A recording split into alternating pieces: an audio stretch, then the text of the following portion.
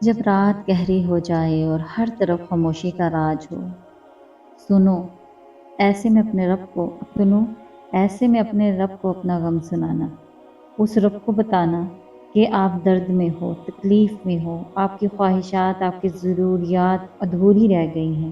یقین مانو، دنیا میں آپ کی بات اس رب سے زیادہ توجہ سے کوئی نہیں سنتا، اور رات کے وقت اللہ کو سنائے گئے دکھ اللہ کبھی رہنے نہیں دیتا۔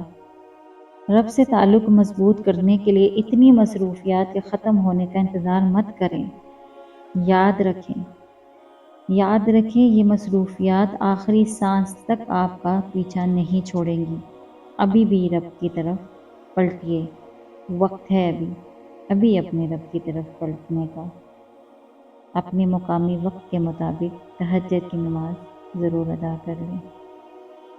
اللہ ہمیں تہجد پڑھنے کا عادی بنا دے، آمین یا رب العالمین۔ جانتے ہو سب سے بڑی محرومی کیا ہے؟ نہیں جانتے نا؟ ہم لوگ کب جانتے ہیں؟ اگر محرومی جانتے ہو تو ہم محروم تو نہ رہے۔ تو وہ محرومی ہے تم سب کچھ پڑھ سکو سوائے قرآن کے۔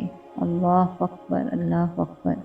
اللہ تعالیٰ ہمیں اپنی اس عظیم کتاب کو پڑھنے، سمجھنے اور خود پہ طاری کرنے والا بنا دے، آمین یا رب العالمین۔